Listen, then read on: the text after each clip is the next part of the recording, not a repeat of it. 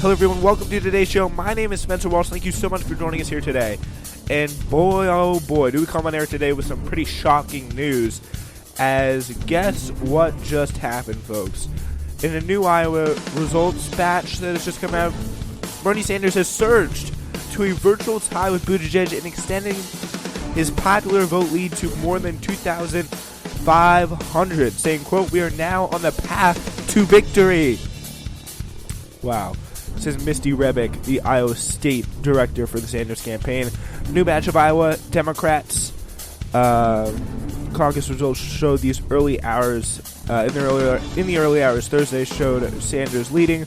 He raised $25 million in January, more than any other rival in the quarter. Senate Republicans acquit Trump.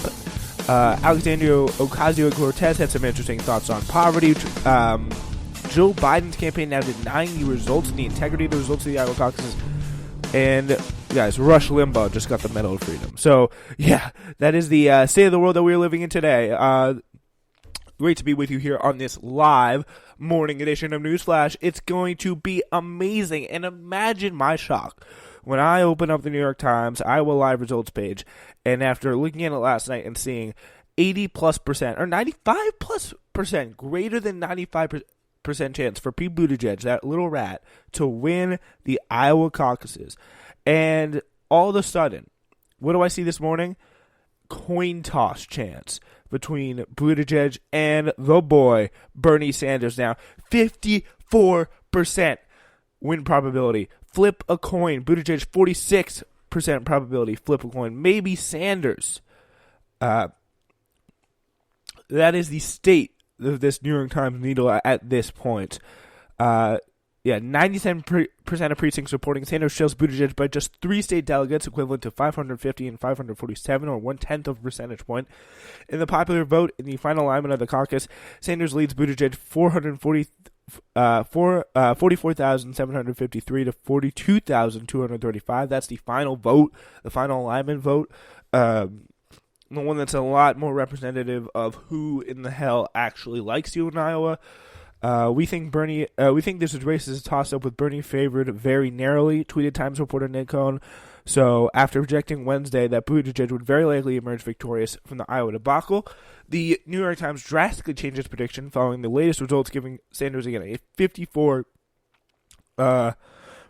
probability of winning the caucus hours after stating such a result was barely possible. And so with about 20% more votes being brought in, he probably jumped, I think, 8 percentage points, 7 percentage points? Yeah, it was 7 percentage points there to 1 point down. It is absolutely shocking.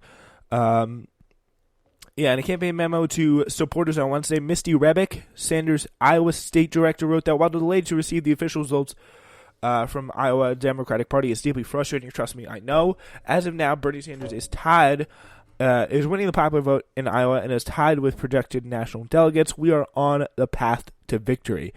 Observers attributed Sanders' late surge to his strength in Iowa's satellite caucuses, which were held in locations both within and outside the state to accommodate Iowans unable to attend the regularly scheduled caucuses on Monday night. So those caucuses may be seen on Twitter. They seem to overwhelmingly go for Bernie. This was the first year the party hosted satellite caucuses, and Northern campaign seems to have invested serious resources in turning those voters out. Ryan Grimm reported late Wednesday posting the satellite caucuses results could tip the balance to Sanders. As the Times reporter Lisa Lair put it, in response to the new results, the Sanders push to organize these new satellite caucuses is paying off. They push for caucuses in mosques, heavily Latino areas, and universities. So that is something that you can do, and it looks like it really, really helps. Buttigieg lead on Sanders. This is from @Taniel on Twitter. Buttigieg lead on Sanders is now down to 4 SDE, state delegate equivalents, and that's because the satellite caucuses in Iowa reported netting Sanders 9 state delegate equivalents. The satellite caucuses in Iowa 1 are still not in at all. I expect Sanders to do well there too, take the lead. Very exciting, very exciting. If Pete Buttigieg, after doing all those smarmy speeches like, Iowa, we have shocked the world tonight, if he comes in and has to eat those words, Oh, that's just worth it. That's just worth it. And to finally say that, yes, we have won Iowa, even if Buttigieg gets the same amount of delegates, oh, it will be so sweet. So sweet. Anyway, yeah, what's happening? Sanders' campaign clearly organized satellites. Some are on campuses, some in mosques, one for Spanish speakers, etc. Big turnout there for only his team. Few other campaigns had presence there. Buttigieg seems totally absent, paying major dividends here. In the satellite caucuses so far, Sanders has gotten 75%, 69%, and 53%. The number's lower in IA2 because the college areas, especially Iowa City, where Warren did well. IA1 is the one remaining satellite caucus. It's Iowa 1. We need you, Iowa 1. Come on. Let's get that 97%. Make it 100. How nice would that be? We're winning by turning out a multiracial working class coalition, sending a message to the rest of the country that this is how we defeat Donald Trump. Rebek wrote in her memo this on Wednesday. While many overlooked our efforts, we kept our heads down and did the work of reaching out to as many new caucus goers as possible. This momentum will carry us forward in New Hampshire Super Tuesday and eventually defeating Donald Trump. So yeah, very good news this morning. Huge news, in fact, for the results of the Iowa caucuses, and really does help with all the funny bleep that has been going on. I do have to say, we are looking forward to some good possible results here. Will he do well enough to possibly take the lead? That remains to be seen. But as of now, 97% in, he is within distance, within grasp, within reach. Sanders barely, maybe, possibly eking it out in Iowa. Who knows? Heading into a very strong state in New Hampshire, that would be huge. And if he gets that press boost from it, if he gets to, as we like to say, the kids like to say, nay on the haters, after he wins in Iowa, how huge would that be? So huge. Almost as huge as Bernie Sanders received $25 million in January alone. Oh my God.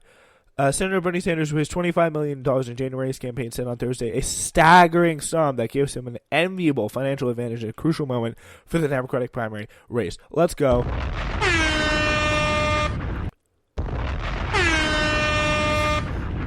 Would you look at that?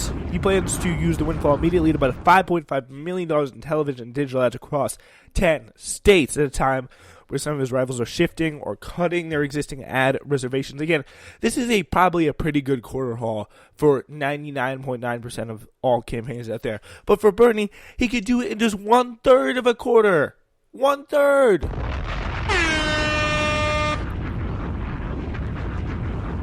Would you get a load of that? Wow.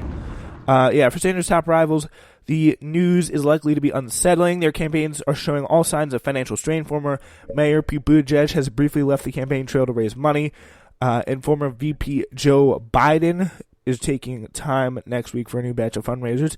Oh yeah, they can go to all their big donors as much as they want. But the thing is, Bernie's got the people. That's right. Bernie's got the people, folks. And you can't do that much when you can't do that much against a people-powered campaign because we're in a democracy. Luckily, it's debatable, but yeah, you get what I'm saying here. Anyway, yes, this is the latest sign of an epochal change in money in politics when candidates are now able to finance the top-tier national campaign fueled by masses of donors, giving a steady stream of small amounts. This is something that Bernie Sanders has proved is very, very possible, very, very doable if you are popular and if you have the support of the people, folks. That's the truth. Sanders can now plan past the New Hampshire primary on Tuesday with a greater financial confidence, an important development given the possibility of an extended Democratic primary with multiple candidates, including Mike Bloomberg, a self-financing billionaire whose full influence will not be felt until March because he's skipping the first 4 contests. The Sanders campaign also announced that it had received $1.3 million in donations in January. Donations in January. More than 1.5 million different individuals had donated over the course of the campaign. Working class Americans giving $18 at a time are putting our campaign in a strong position to compete in states all over the map, said Sanders campaign manager Faz Shakir. Sanders ad buys in California and Texas, where the campaign has already been advertising, as well as 8 additional states not targeted: Arkansas, Colorado, Massachusetts, Minnesota, North Carolina, South Carolina, Tennessee, and Utah. And if you put in that work in South Carolina, if you put in those ad buys, even though Biden there is up by 5 points right now, whatever it is in the RCP average. I really need to put the Real Clear Politics 2020 Democratic primary page as my favorite. But let's see, South Carolina, he is up anywhere from 21 to 5 points, so it's not really that clear. But if he gets that in, if he really does get that in, and is able to, if he's able to really get that up, and spend that advertising there, and if he takes the momentum away from Joe Biden, which is certainly very possible, if he says that, hey, Joe Biden just fell flat on his face in Iowa, probably not going to win New Hampshire, this is the crazy, crazy situation that we see. But I just pulled up 538. Bernie Sanders now 49%, 1 in 2 odds, according to 538, of winning the nomination. Right behind Biden, 1 in 6, and in between 1 in 4, no one. That is the crazy, crazy situation. All right, let's look at South Carolina here. Sanders is forecasted to win 31% of the vote in South Carolina. He wins 31% of the vote in South Carolina. 8% of simulations, he averages between 14 and 51% of the vote. He has a 1 in 2% chance of winning the most votes, a bit better than the second most likely winner, Biden, who has a 1 in 3 chance. So that's the pretty crazy thing. South Carolina primary. I'm looking at South Carolina. Average forecasted pled delegates 22.3 to 16.9 for Joe Biden. This is again the South Carolina primary, which is really insane. This is, again, according to the forecasts. Let's look at because there's a whole distribution of this. 538. I could go deep into 538 right now, which is really pretty insane. As the Democratic primary forecast there that they got, but still, if he puts that, the point I'm trying to make it here is if he puts that work in to South Carolina after getting some serious major W's that we think he's about to come in and get, it could be very interesting. He could pull something off, and if he wins South Carolina, that shows you he is pretty much in a very, very, very good position, folks. He's in a very, very good position. All right. Sanders show financial might came as the Democratic candidates are still awaiting the final results on the Monday Iowa caucuses. A delay that had a dampening effect on any one contender developing momentum heading into New Hampshire. Buttigieg and Sanders are now all but tied in the Iowa race for delegates, with 91% of precincts reporting, as we just talked about. But the lack of an official winner makes it easier for Sanders to seize the spotlight with his good fundraising news. And that's some very good fundraising news. I mean, wow. So Sanders and Buttigieg are competing along